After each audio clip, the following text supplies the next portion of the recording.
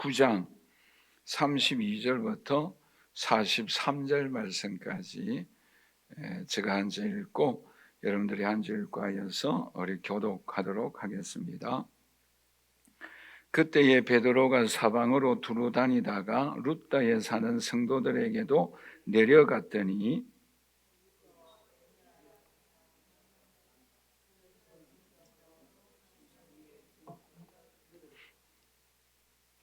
베드로가 이르되 에니야야 예수 그리스도께서 너를 낫게 하시니 일어나 내 자리를 정돈하라 한데 곧 일어나니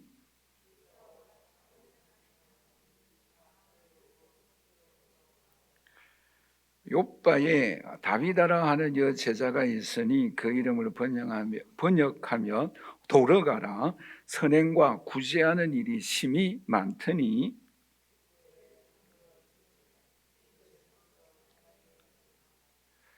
룻다가 욥바에서 가까운지라 제자들이 베드로가 거기 있음을 듣고 두 사람을 보내어 지체 말고 와 달라고 간청하여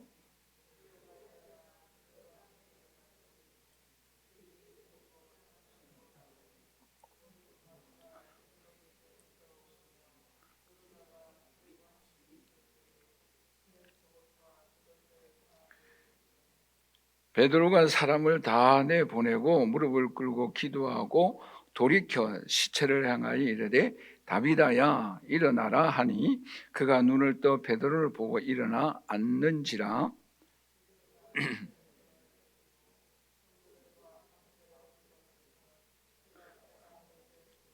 온 욥바 사람이 알고 많은 사람이 주를 믿더라. 베드로가 욥바에 여러 날 있어 시몬이라는 무두장이의 집에서 머무니라. 아멘. 여러분 혹시 마태복음, 마가복음, 누가복음에서 마지막 말씀을 기억하십니까? 우리가 잘 아는 마태복음 28장 18절에서 20절까지 있는 내용의 말씀은 예수님의 지상 대명령이라고 우리가 기억하고 있죠. 한마디로 말씀드리면 예수께서 나와 말씀하여 이르시되 하늘과 땅의 모든 권세를 내게 주셨으니 그러므로 너희는 가서 모든 족속을 제자로 삼아 아버지와 아들과 성령의 이름으로 세례를 베풀고 내가 너희에게 분부한 모든 것을 가르쳐 지키게 하라. 볼지어다 내가 세상 끝날까지 너희와 함께 있으리라 라는 내용의 말씀이지요. 그리고 마가복음 16장 15절에서 20절까지 있는 내용의 말씀 뭔가 하면은 온 천하에 다니면서 복음을 전파하라. 그리고 너에게 능력을 주시겠다라는 그런 내용의 말씀이죠.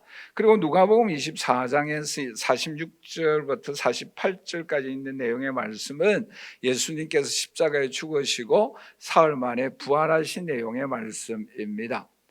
여러분 그런데 이 마지막 이 세 구절과 사도행전에 나오는 말씀 어느 부분이 연결이 됩니까?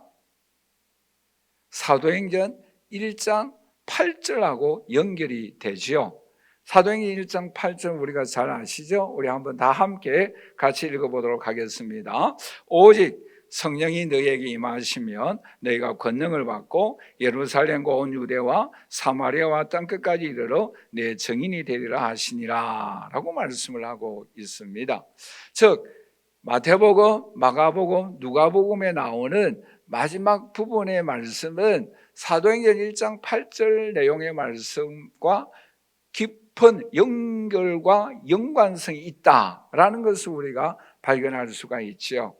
즉 말해서 복음이 예루살렘뿐만 아니라 갈릴리와 사마리아와 땅끝까지 이르러 증인되어지는, 복음이 전파되어지는 그러한 내용의 말씀입니다. 자, 그런데 오늘 우리가 또 한 가지 주목하여야 할 부분이 있어요. 그 부분이 뭔가 하면은 사도행전 1장 8절의 내용의 말씀이 누구를 통해서 그 말씀이 이루어지는가, 그 과정을 오늘 본문에서 우리에게 말씀해 주고 있습니다. 그 부분을 오늘 우리가 주목하여야 합니다. 여러분 오늘 본 말씀해 보시면 우리가 지난번에 살펴보았던 것처럼 여러분 사도행전 8장 1절 말씀을 다 함께 같이 읽도록 하겠습니다. 그날에 예루살렘에 있는 교회에 큰 박해가 있어 사도 외에는 다 유대와 사마리아 모든 땅으로 흩어지니라. 여러분 여기에서 주목하여야 할 말씀이 뭔가 하면 사도들은 어디에 있었습니까? 큰 핍박이 있음에도 불구하고 예루살렘에 있었어요. 그렇죠? 그런데 그 외에 평신도들은 즉 빌립이라든지 이런 평신도들은 이방 땅으로 흩어졌어요.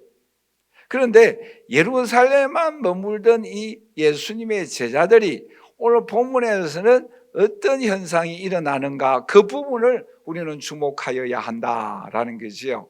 즉 예수님의 제자들의 머릿속에는 유대인들에게만 복음이 증거되어지고 이방인들은 복음이 증거되지 아니한다는 사상으로 꽉 차 있었어요.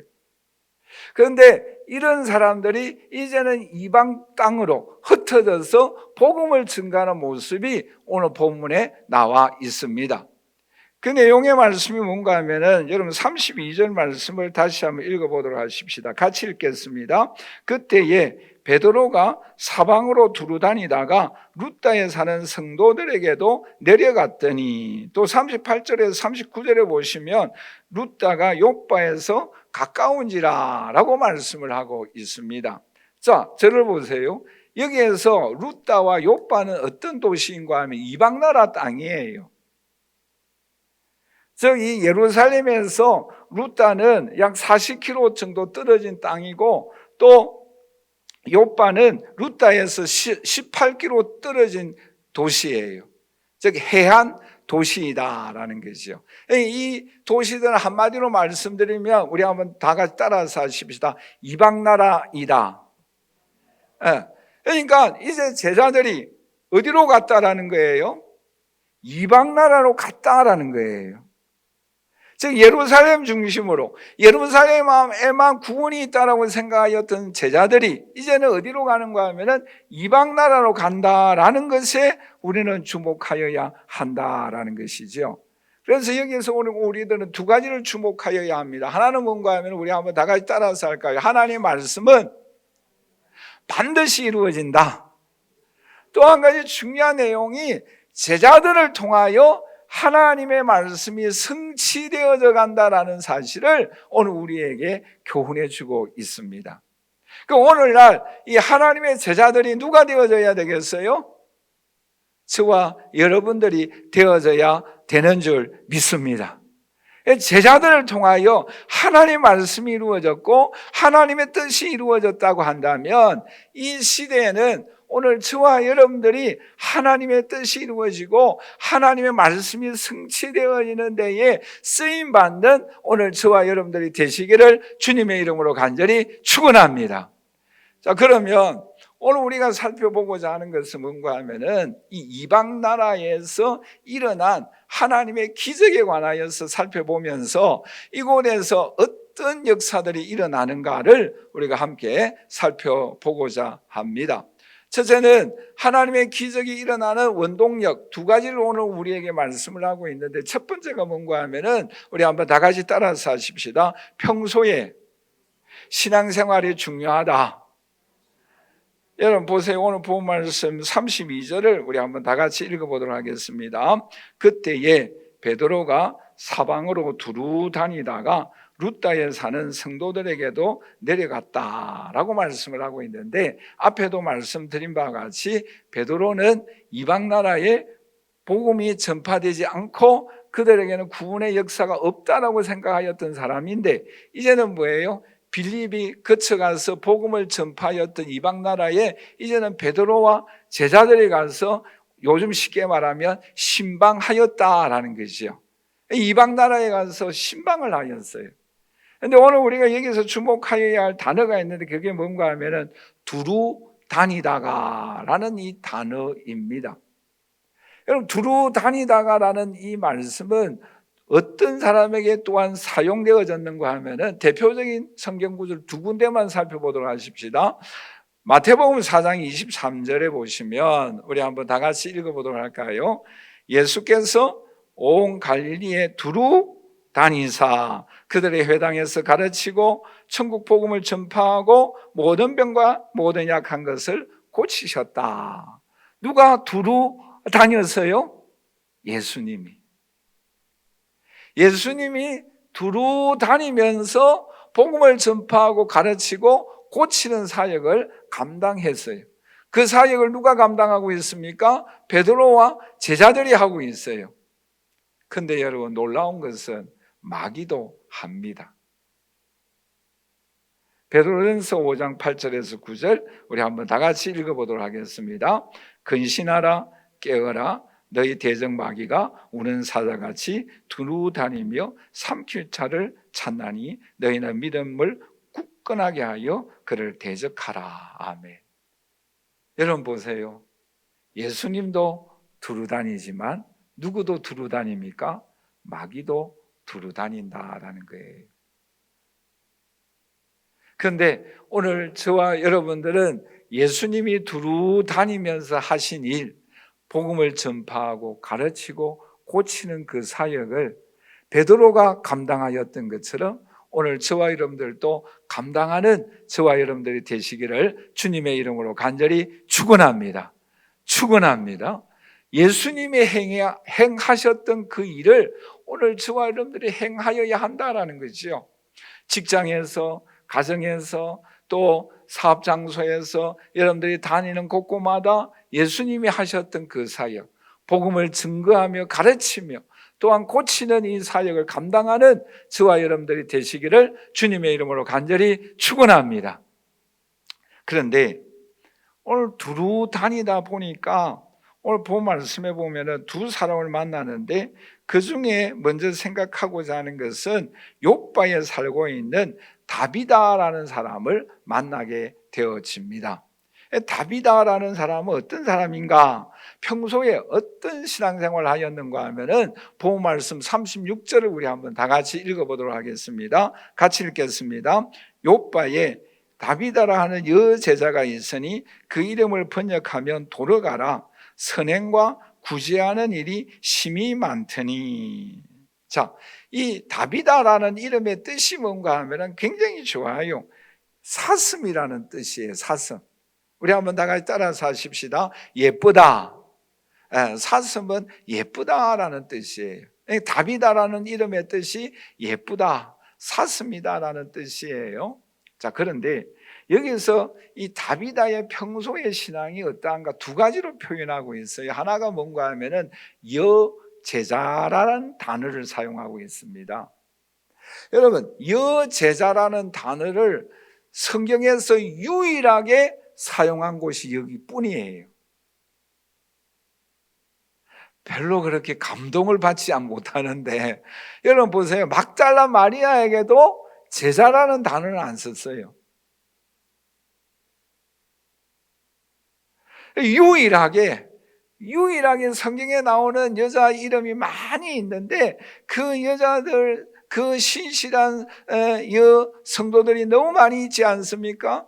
예수님에게 마지막으로 향유를 부은 사람도 있고 무덤에 제일 먼저 찾아간 사람도 있고 뭐 여러 제자들이 있습니다만은 그러나 이 다비다에게 유일하게 여제자라는 단어를 사용한 사람이에요. 그러니까 평소에 신앙생활을 굉장히 열심히 하였다라는 거지요. 오늘 저와 여러분들도 유일하게 여제자라는 칭호를 받는 오늘 저와 여러분들 되시기를 주님의 이름으로 간절히 축원합니다. 왜 유일하게 여제자라고 하였는가 하면은 구제와 선행이 심히 많더라라고 말씀을 하고 있어요. 여기서 심히 많다라는 것은 흘러 넘친다라는 의미가 있어요. 그러니까 이 다비다라는 이 사람은 선행과 구제가 홀로 넘치는 그러한 인물이었다라는 것을 우리가 여기서 살펴볼 수가 있습니다. 심지어 이 다비다가 죽었을 때 어떻게 하였는가 하면은 39절 말씀인데 우리 한번 다 같이 읽어보도록 하겠습니다. 베드로가 일어나 그들과 함께 가서 이르매 그들이 데리고 다락방에 올라가니 모든 가부가 베드로 곁에 서서 울며 도르가가 그들과 함께 있을 때 지은 속옷과 겉옷을 보여주었다라는 거예요. 그러니까 다비다가 이런 일을 행하였습니다라고 베드로에게 보여준 거예요. 오늘 저와 여러분들도 오늘 주위에 있는 사람들에게 저와 여러분들이 행한 그 선행과 또 말씀대로 살아간 그 일로 인하여 말씀대로 삶을 실천함으로 인하여 주위에 있는 성도들이 보여줄 수 있는, 저분은 이런 일들을 행하였다라고 증거할 수 있는 정의를 가지고 계시는 저와 여러분들이 되시기를 주님의 이름으로 간절히 축원합니다. 자, 그런데 주목하여야 할 부분이 또 한 가지가 있어요. 그게 뭔가 하면은 여러분 오늘 본 말씀 37절 말씀을 우리 한번 다 같이 읽어보도록 하겠습니다. 37절 같이 읽겠습니다. 그때에 병들어 죽음에 시체를 씻어 다락에 누이니라. 자, 이제 저를 보세요. 여기서 다비다를 두고 그 교회 성도님들이 어떻게 하였는가라는 거예요. 어떻게 하였습니까? 죽었는데 시체를 씻어 다락방에 두었어요. 물론 선행, 겉옷과 속옷을 보여주면서 그분이 살아서 이렇게 했습니다라고 증거하고 있어요. 그것도 굉장히 중요하잖아요. 그렇죠? 얼마나 필요합니까? 우리가 그런 증거를 보여줄 수 있는 사람이 있다고 한다면 그 삶은 보람되고 가치 있는 삶인 줄 믿습니다. 할렐루야. 그런데 여기 또 한 가지 중요한 게 있어요. 왜 시체를 씻어 다락방에 두었을까라는 거예요. 여러분 어떤 생각이 듭니까? 여러분 심지어 이 다비다가 죽은 무덤 위에 다비다 기념교회를 세워져 있어요. 크게 두 가지를 해석을 하고 있습니다. 하나는 뭔가 하면은 교회장으로 장례식을 거행하고자 다락방에 두었다라는 거예요. 왜냐하면 그 당시에는 다락방에서 예배 드리고 찬양하였지 않습니까? 그래서 다락방에 시체를 두었다라는 것은 교회장으로 장례식을 치르기 위함이다라는 한 가지 해석과 그리고 또 한 가지 더 중요한 해석이 있어요. 그 해석이 뭔가 하면은 여러분 다락방에서 여러 가지 사건이 일어나지 않습니까? 그 중에 두 가지만 좀 중점적으로 말씀드리면 마가 다락방에서 무엇이 임하였습니까? 성령이 임한 곳이에요. 우리 성경을 한번 읽어볼까요? 사도행전 1장 12절에서 13절 말씀해 보시면 제자들이 감람원이라는 산으로부터 예루살렘에 돌아오니 이 산은 예루살렘에서 가까워 안식일 가기에 알맞은 길이라 들어가 그들이 유하는 다락방으로 올라가니 라는 말씀이 있어요. 그래서 이 다락방에서 제자들이 뭐예요? 기도함으로 인하여 무엇을 받았어요? 오순절에 성령의 강림의 역사가 일어난 곳이에요. 그런데 더 중요한 사건이 있습니다. 그 사건이 뭔가 하면은 엘리야가 사르밧 가부의 죽은 아들을 안고 어디로 올라가서 기도합니까? 열왕기상 17장 19절에서 20절 다 같이 읽겠습니다. 엘리야가 그에게 그의 아들을 달라 하여 그를 그 여인의 품에서 받아 안고 자기가 거처하는 다락에 올라가서 침상에 누이고 여호와께 부르짖었다. 그럴 때에 죽은 아들이 어떻게 되어졌어요? 다시 살아났습니다. 어느 정도 힌트가 주어졌습니까?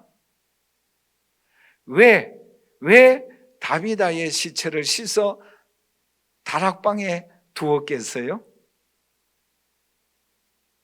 우리 한번 다 같이 따라서 하십시다. 하나님의 역사하는 손길을 기대하였다. 하나님의 역사하는 손길을 기대하면서 다락방에 그의 시체를 씻어 두었어요. 하나님이 역사하시면 성령이 역사하시면 죽은 다비다가 다시 살아날 수 있습니다 라는 기대를 안고 하나님 역사하시는 손길을 기대하며 다락방에 두었어요. 여러분, 이 교회 신자들이 그 다비다를 기념하며 울면서 그의 속옷을 보여주면서 마지막까지 하나님의 역사하는 손길을 기대하며 다락방에 그 시체를 씻어 두었어요. 여러분, 이 비슷한 사건이 또 있습니다. 여러분, 히스기야 왕이 아수르 군사 18만 5천 명이 쳐들어왔어요. 그럴 때 히스기야 왕은 어떻게 합니까? 이사야 37장 1절 말씀에 오시면 이 히스기야 왕이 듣고 자기 옷을 찢고 굵은 베옷을 입고 여호와의 전으로 올라갔다라고 말씀하고 있습니다. 더 나아가서 이사야 37장 14절 말씀에 오시면 히스기야가 그 사자들의 손에서 그를 받아보고 여호와의 전에 올라가서 그 글을 여호와 앞에 펴놓고 하나님 앞에 기도했어요. 오늘 이 자리에 함께 예배드리는 저와 우리 사랑하는 성도 여러분, 저와 여러분들에게 우리의 힘으로 해결할 수 없는 그러한 일들이 우리에게 찾아옵니다. 죽음의 고통이, 또 질병의 아픔이, 또 사람과의 관계에서 아픔이, 또 일어나는 사고와 사건으로 인하여서 우리의 가슴을 아프게 하는 일들이 있어요. 18만 5천 명이 침략합니다. 우리의 힘으로 해결할 수가 없어요. 죽었는데 우리의 인간적으로 할 수 있는 일은 전혀 없어요. 그럴 때 우리가 하여야 할 일이 무엇이겠습니까? 히스기야 왕처럼 하나님의 전에 올라가야 될 줄 믿습니다. 다락방에 시체를 씻어 놓고 하나님의 역사하는 손길을 기대하십시다. 우리의 기도의 제목을 안고 내가 할 수 없는 일들을 안고 주님 앞에 나와 기도하십시다. 주님 오늘도 살아 역사하십니다. 주님 오늘도 우리의 기도에 응답하여 주십니다. 그 하나님 우리를 바라보고 계십니다. 문제를 안고 이루어야 할 기도의 제목을 안고 어떻게 하고 있는가? 주님은 우리를 바라보고 있는 거예요. 그러므로 오늘 저와 여러분들은 그 기도의 제목을 안고 하나님의 전으로 올라가십시다. 다락방으로 올라가십시다. 그럴 때 성령이 역사하여 주시고 죽었던 사람이 다시 살아나고 우리의 힘으로 해결할 수 없는 일들을 하나님의 능력으로 해결하여 주실 줄 믿습니다. 그러한 역사하는 손길을 경험하고 감사하며 찬양하며 영광을 올려드리는 저와 여러분들이 되시기를 주님의 이름으로 간절히 축원합니다. 축원합니다. 마지막으로 하나님의 기적의 역사가 어떻게 일어나고 있습니까? 우리 한번 다 같이 따라서 하십시다. 예수 이름의 능력이다. 여러분 오늘 본 말씀해 보시면 두 사건이 나오는데 두 사건 다 절망적인 상황이잖아요. 하나는 애니야라는 남자가 나오지요. 오늘 본 말씀 33절 말씀해 보시면 거기서 애니야라는 사람을 만나면 그는 중풍병으로 침상 위에 누운 지 8년이라 라고 말씀하고 있습니다. 그러니까 이 당시에 중풍병은 고칠 수 없는 질병 중에 하나이잖아요. 그리고 누운 지 8년이다 라고 말씀을 하고 있습니다. 이것은 인간의 힘으로 고칠 수 없다라는 것을 오늘 우리에게 말씀을 하고 있습니다. 그러니까 이 중풍병자는 오늘날 우리에게 교훈하고 있는 것은 무엇인가 하면 우리 한번 다 같이 따라서 할까요? 마비되었다. 마비된 상태예요. 그러니까 중독되어져 있다라는 거죠. 세속화되어졌다라는 것입니다. 그러니까 우리가 고칠 수가 없어요. 희망이 없다라는 거죠. 더 나아가서 이 다비다라는 사람은 어떤 상태입니까? 앞에도 말씀드린 바와 같이 죽었어요. 이미 끝났어요. 인간의 힘으로서는 도저히 할 수가 없어요. 오늘 저와 여러분들도 이 땅에 살아갈 때 세속화되어지고 마비되어진 이 세상, 또 중독되어져 있는 세상, 우리 가까운 사람들 또 먼 사람들 또 우리 대한민국도 그런 모습들을 많이 보이지 않습니까? 이제는 끝장났다, 우리의 힘으로서는 할 수 없다라는 모습들도 우리가 나타나 있지 않습니까? 그런 상황이에요. 이럴 때에 베드로가 어떻게 하였는가? 이럴 때에 오늘 저와 여러분들 어떻게 하여야 할 것인가? 먼저 에니야의 모습을 우리가 함께 살펴보도록 할까요? 34절입니다. 우리 한번 다 같이 읽어보도록 하겠습니다. 베드로가 이르되 에니야야 예수 그리스도께서 너를 낫게 하시니 일어나 내 자리를 정돈을 한데 곧 일어나니. 여기서 두 가지 큰 이 점을 우리가 본받아야 합니다. 하나가 뭔가 하면은 우리 한번 다 같이 따라서 하십시다. 예수께서 너를 낫게 하시니. 이 단어예요. 여러분, 예수께서 너를 낫게 하시니라는 이 단어는 현재형이에요. 죽은 예수를 믿는 것이 아니라 부활하셔서 지금 역사하시는 예수님을 의미하고 있습니다.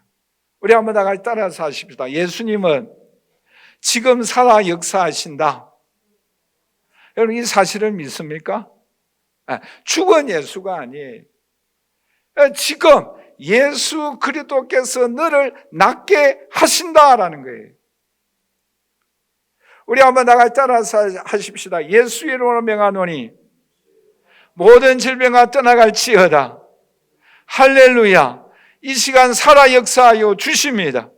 여러분 기도하십시다. 여러분들의 질병을 구체적으로 말씀하시면서 예수 이름으로 명하노니 머리의 통증이 깨끗하게 다 떠나갈지어다. 여러분 질병을 구체적으로 넣어서 우리 다 함께 외치도록 하겠습니다. 시작. 예수 이름으로 명하노니 모든 열병아 다 떠나갈지어다. 할렐루야. 다시 한번 예수 이름으로 명하노니 모든 질병아 다 떠나갈지어다. 지금 그 예수 그리스도는 부활하셔서 살아 역사하여 주십니다. 할렐루야.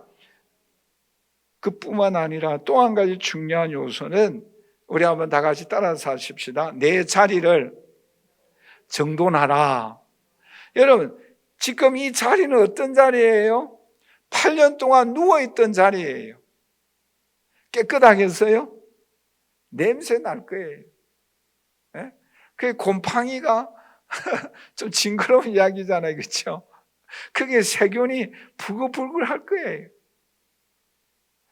그 자리를 왜 들고 가라고 오늘 우리에게 말씀하고 있습니까? 여러분 이 말씀은 어떤 내용의 말씀인가 하면 원어의 뜻이 뭔가 하면 우리 한번 다 같이 따라서 하십시다. 내 자신을 위하여 준비하라. 이제 너 자신을 위하여 새롭게 살아갈 세계를 위하여 준비하라라는 거예요. 그러니까 썩은 생각을 벗어버리고 낙심하였던 생각을 벗어버리고 나는 8년 동안 중풍병으로 누워있으니까 나는 일어날 수 없다. 절망적인 생각도 벗어버리고 세속적인 가치관도 벗어버리고 내 고집대로 행하였던 행동도 벗어버리고 이제는 내 자신을 위하여 내 미래를 위하여 준비하라라는 거예요. 오늘 저와 여러분들도 우리를 위하여 오늘 지금 절망적인 상황과 어려운 상황이 있다고 한다 할지라도 우리 자신을 위하여 내일을 위하여 준비하고 앞을 향하여 예수 이름을 명할 때 모든 질병이 떠나가고 예수의 이름의 능력으로 앞을 나아갈 때에 주님께서 우리에게 은혜와 축복과 능력을 베풀어 주실 줄 믿습니다. 그 믿음을 가지고 나가야 할 것을 오늘 우리에게 말씀해 주고 있습니다. 또 다른 사건이 나오죠. 우리가 앞에도 생각했습니다마는 이 다비다는 어떤 상황인가 우리가 살펴보았습니다마는 죽은 지 오래되어졌고 그리고 시체를 씻어 다락방에 올라 있는 상황이에요. 자, 그럴 때에 베드로가 어떻게 하는가 하면은 오늘 이 부분은 이제 한 가지만 우리가 살펴보도록 하겠는데 여러분 40절 말씀을 우리 한번 다 같이 읽어보도록 하겠습니다. 베드로가 사람을 다 보내고 무릎을 꿇고 기도하고 돌이켜 시체를 향하여 이르되 다비다야 일어나라 하니 그가 눈을 떠 베드로를 보고 일어나 앉는지라. 할렐루야. 여러분 베드로가 일어나라 하니까 일어나서 그럴 때 바라보니까 얼마나 놀랐겠어요. 그렇죠? 여러분 베드로가 더 놀랐겠습니까? 다비다가 더 놀랐겠어요? 예? 여러분 상상에 맡기겠어요. 그렇죠? 그런데 여러분 이 모습을 보면은 누구 생각이 제일 먼저 납니까? 예수님도 어떻게 했어요? 마가복음 5장 41절에서 42절을 보십시다. 우리 한번 다 같이 읽어보도록 할까요? 그 아이의 손을 잡고 이르시되 달리 다구마시니, 번역하면 곧 내가 네게 말하노니 소녀야 일어나라 하심이라. 소녀가 곧 일어나서 걸으니 나이가 12살이라 사람들이 곧 크게 놀라고 놀랐다. 여러분 보세요. 여기서 우리 달리 다굼이라는 단어에 우리는 좀 주목하십시다. 여러분, 예수님도 어떻게 말씀하시는가 하면은 달리 다굼이다 라고 말씀하고 있잖아요. 그리고 베드로도 어떻게 합니까? 소녀야 일어나라, 다비다야 일어나라 라고 말씀하고 있어요. 여기서 달리다라는 이 뜻이 뭔가 하면은 소녀라는 뜻이에요. 달리다라는 뜻이 소녀라는 뜻이에요. 그리고 쿰이라고도 하고 쿰이라고 하는 것은 일어나라라는 뜻이에요. 어떤 의미인지 아시겠죠? 그렇죠? 달리다라는 것은 소녀야. 쿰은 어떻게 한다고요? 일어나라. 여러분, 저를 한번 따라서 하십시다. 달리 다굼. 달리다 하니까 그거를 여러분들 이름을 넣어서 구영삼 쿰. 시작. 구영삼 쿰. 할렐루야. 구영삼 쿰. 우리 세 번만 하십시다. 시작. 구영삼 쿰. 구영삼 쿰. 구영삼 쿰. 일어나는 역사가 일어날 수 있기를 주님의 이름으로 간절히 축원합니다. 여러분, 이 사건을 통하여 어떤 결론이 나타나는가? 오늘 여기에 우리는 주목하여야 합니다. 33절과 34절 말씀해 보시면 우리 한번 다 같이 읽어보도록 하십시다. 베드로가 이르되 에니야야, 예수 그리스도께서 너를 낫게 하시니 일어나 내 자리를 정돈을 한데 곧 일어나니 룻다와 사론에 사는 사람들이 다 그를 보고 주께로 돌아왔다. 또 다비다의 사건의 결론은 뭔가 하면은 41절과 42절에 우리 한번 다 같이 읽어보도록 하겠습니다. 베드로가 손을 내밀어 일으키고 성도들과 가부들을 불러들어 그가 살아난 것을 보이니 온 요파 사람이 알고 많은 사람이 주를 믿더라. 자, 저를 보십시다. 여러분, 이제 어떤 역사가 일어납니까? 질병으로 고통하였던 사람도 고침받고 하나님 역사를 체험하였을 뿐만 아니라 이제는 이방 나라까지 많은 사람들이 주님 앞에 돌아오는 역사가 일어나고 있어요. 여러분, 이 말씀을 보면서 느끼는 점이 없습니까? 복음은 예루살렘뿐만 아니라 뭐예요? 유다와 사마리아와 갈릴리와 땅끝까지 이르러 복음이 전파되어지는 과정에 있다라는 거예요. 이방 나라에 점점 복음이 확장되어져 나가고 있다라는 거예요. 하나님의 말씀은 반드시 이루어지고 그 말씀들이 제자들을 통하여 빌립을 통하여 역사하는 그 일에 쓰임받고 있다라는 것입니다. 오늘 이 자리에 함께 예배드리는 저 우리 사랑하신 성도 여러분, 오늘 저와 여러분들을 통하여 하나님의 일들이, 하나님의 뜻이, 하나님의 말씀이 이루어지기를 오늘도 우리를 찾고 우리를 기다리고 우리를 사용하기 위하여 하나님은 우리를 부르시고 있는 줄 믿습니다. 우리는 그 일에 응답하여야 합니다. 예수님은 오늘도 살아계셔서 오늘 예수님의 이름으로 명할 때에 모든 질병이 떠나가고 또 달리 다굼할 때에 일어나는 역사가 죽었던 심령이 새 생명의 역사가 일어나고 하나님의 능력이 나타남으로 인하여 우리 자신만 주님을 믿을 뿐만 아니라 주위에 있는 사람들을 믿고 하나님 나라가 확장되어지고 하나님의 영광이 나타나고 예수 이름의 능력이 나타나고 하나님의 놀라운 역사에 쓰임받는 오늘 저와 여러분들이 되시기를 주님의 이름으로 간절히 축원합니다. 그래야 하나님의 영광이, 하나님의 뜻이 이루어지고 하나님의 나라가 확장되는 그 일에 쓰임받는 오늘 저와 여러분들이 되시기를 주님의 이름으로 간절히 축원합니다.